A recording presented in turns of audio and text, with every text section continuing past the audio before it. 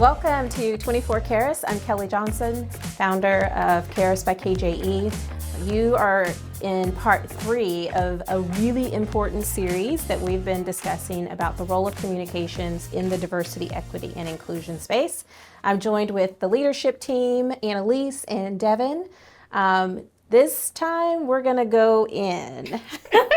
We're going there. So everybody buckle up. Let's put our seatbelts on.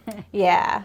So we've been talking about how DEI, or the role of communications in DEI. We've talked about why it's important. We've talked about like the process. Now we're gonna go personal. Yeah. So a few weeks ago or recently, we issued a company statement about the overturning of Roe v. Wade. And we had the opportunity to practice what we preach. And we had the opportunity to take our own medicine. And what we learned as a leadership team is that, it was a very personal experience for each of us. We all processed it as a team very uniquely, very individually. And so we are going to be vulnerable and share what our process was like. And so that's what today is about. So I think, initially I thought, we don't have to communicate about the overturning of Roe v. Wade. But we had some hard conversations as a team. So let's even talk about what led us to communicate about it. Anyone want to go first? I'm trying to think back. I mean, there was, I think we had communication because we were in the office, I think when it happened or when the announcement was made. So there was Teams messages going back and forth, and then it was kind of us taking a step back. I think as a leadership team, we're like, okay, wait a minute, this is a bit more than just, chatting via Teams. We went into the weekend. I think we were still texting back and forth. Yeah. Annalise was blowing me up. Yes. What do we say? Yes. And we really didn't come to the decision until that Monday. But I think it was important because I know for me, I think I'm the opposite spectrum as you. I was like, we have to communicate. Like, why would we not? Yeah. Like, we are a woman, all woman-owned. Like, we had, like, obviously, like, it's no brainer. And I think, as a DEI firm, it's kind of that this is what you're expected to do in some ways as well. But for me personally, I know like that weekend I was not okay. Mm-hmm. It was a hard weekend. I think I've probably talked about it 24/7. To my husband, I was able to let it all out, with him and with my mom, and being able to really go there. But I think that process was necessary for me to be able to show up on Monday and say, okay, I got it all out. Now, let's talk about it professionally. But even still in that conversation, we still hadn't decided. We were still like, okay, well, we feel this. I think we're all three, in 3 different spaces on our stance on it. And so how do we bring those, like we were saying earlier, how do we bring those different DEI mindsets together? How do we communicate to all of those mindsets? So I think you're starting us off in a good place because you just shared your personal process that you went through. So let's maybe do that. Because my response to the overturning was very different. It was a non-issue for me. Like I won't say I didn't care, but it wasn't a big deal to me. I didn't have a strong connection to it one way or the other. And so I think, and this is the first time I actually heard you say that you talked about it all weekend. And for me, I was like, I didn't talk about it, didn't really want to read about it because it wasn't something that I was strongly connected to. So I think maybe Annalise, your personal process might be a little different than mine. So maybe let's each share the personal process. Like, how are you processing over that weekend? Yeah, I think same as Devin. I mean, I talked about it all weekend. I mean, right when it came out, the tendency, I think I found myself, this was very much a learning experience for me, is the tendency when, potentially divisive topics like that come out is you tend to call on the people that share the same values and stance as you, right? And say, oh, are we celebrating? We're celebrating. Are we not celebrating? We're not celebrating. Because you tend to gravitate to your in-group, right? We have that in our training. Yes. We talk about your in-group, and that's your comfort. That's as humans, you naturally gravitate Yes. towards those who share the same opinions and values and stance on certain things as you. And that's what I did, right? With that. And because my stance on that particular topic is formulated from when I was born, right? I mean, that's the culture that I grew up in. My parents raised me that way. The faith surrounding it, the culture surrounding it, of where I come from. That's what shaped who I am today, and that's why I believed, right? I think this situation really forced me. So all weekend long, talking about it again with like-minded.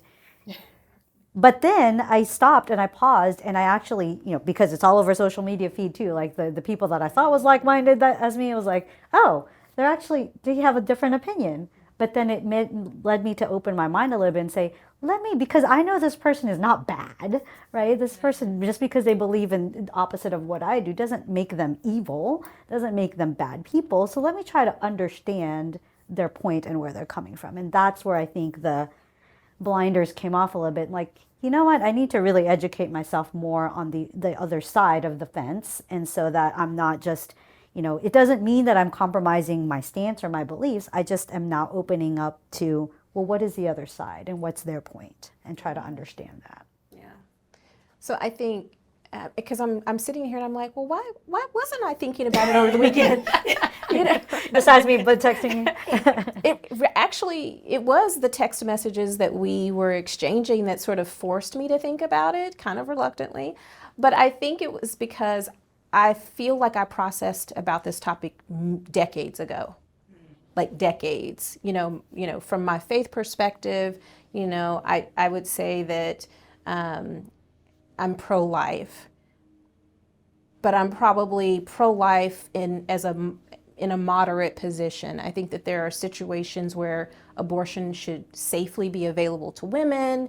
I don't think a woman's life should be at risk if that is a step that she needs to take. But I also know, just from a very personal experience, that growing up in poverty, knowing that abortion could have been an option for my mother, given our circumstances, she chose to keep me. That is sort of like, I thought about that when I was like 7 years old, like really. So fast forward to 2022, I'm not going to tell you what year I was 7, but do the math, crack the wood.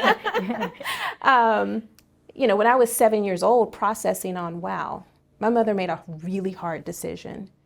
And was life difficult? Absolutely. But I also recognized that I could actually not be here if she had made a different choice. And so I think that was another reason why, whether it was legal or not legal, it just felt removed for me. I don't know any other way to say it. And it's a powerful, example of, you came up from a different, upbringing, and that's why you have the stance that you developed, just as I did and just as Devin did. And I think just being able to talk it out openly and candidly with each other. Because we were huddled in a room really for hours, really trying to figure out what is our stance. Are we saying something? Are we not saying something? What do we say to our team, right? But I think we're modeling that, that things that internally companies all go through, right? And we're just being vulnerable and sharing with you and airing out our stuff because we want to also show you that we're also learning and growing through this process, and that yes, we are a DEI focused firm, but we are still also, as new things come up, really trying to learn from what we say to our clients, and we're doing it to ourselves by modeling the care conversations and really seeking to understand a different perspective. I think that was one of the few times I really understood like the other side, like all the things, right? With our statement, there's data behind it and all of that stuff. I was like, okay, now I understand more, right? But the outcome, again, is not necessarily that we're trying to change each other's mind or that, hey, you should believe in what I believe in, here's why. It was just maybe an awareness discussion, which was very educational for me. Yeah. So it's interesting because in hindsight, like we should have acted faster, right? Like we coach our clients to act faster, and we should have. But I am proud of the process that we went through, and that we didn't just jump out there with the statement. It was a very thoughtful and intentional statement, I believe. At least that's the spirit in which it, was sent. People can read it the way that they want to, but why do you think it's important for leaders to go through that internal process before they communicate? Let's talk about that.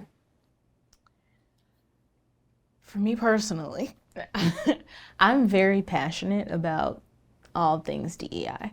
And if I haven't processed it, and I'm also a processor, so if I haven't processed it internally with my husband at the house, then I don't communicate well in the initial conversation. And even figuring out where I actually stand on it, why I believe what I believe. I'd never had a conversation with someone that thought differently, so you forced me to do that in this process as well.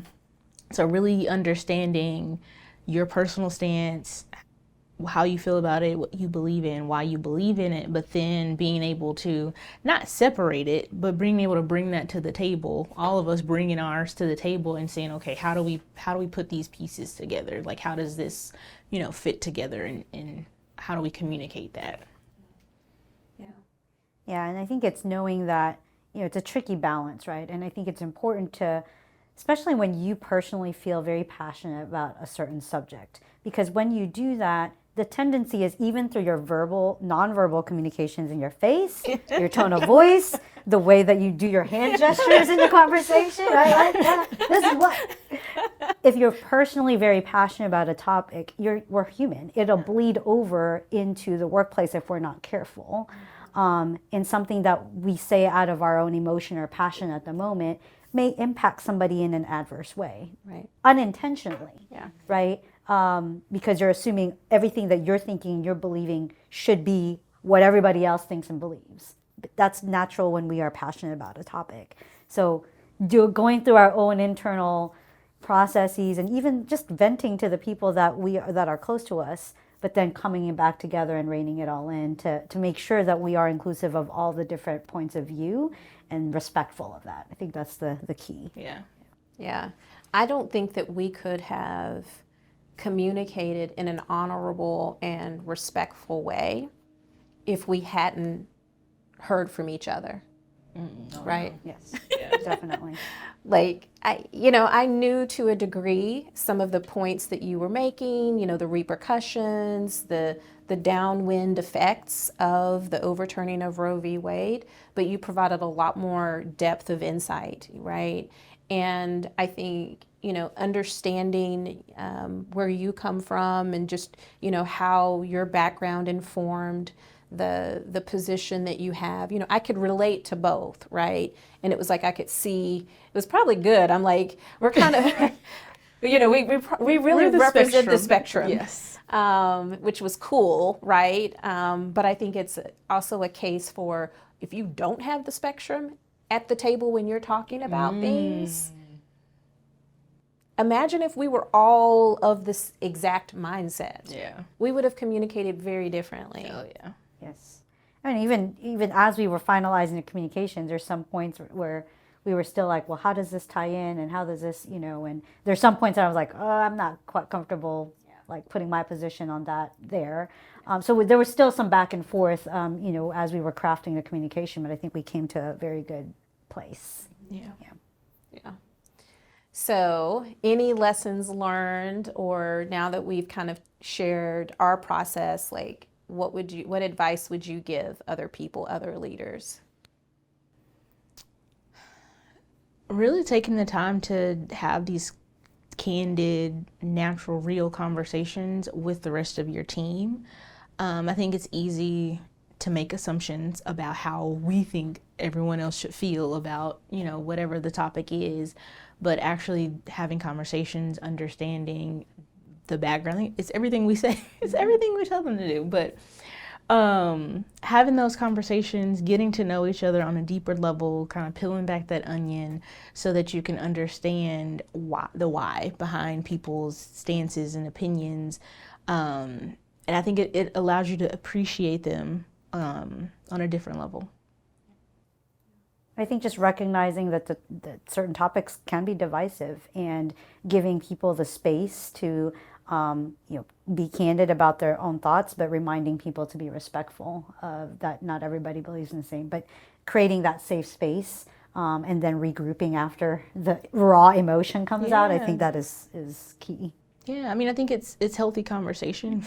Absolutely. My parents used to say, we're gonna agree to disagree. Like we can talk about things, we can disagree. It doesn't have to be divisive. It doesn't have to be a debate, but it can be a conversation where we're on two different sides of it, but we're sharing different points, different opinions, and both of our knowledge is growing. I think what I learned or was reminded of is just the importance of vulnerability. I don't really like that word, but I think vulnerability and, sort of forcing yourself to go there and leaning into those uncomfortable moments, the pauses, that have a level of weight to them. Be okay with it.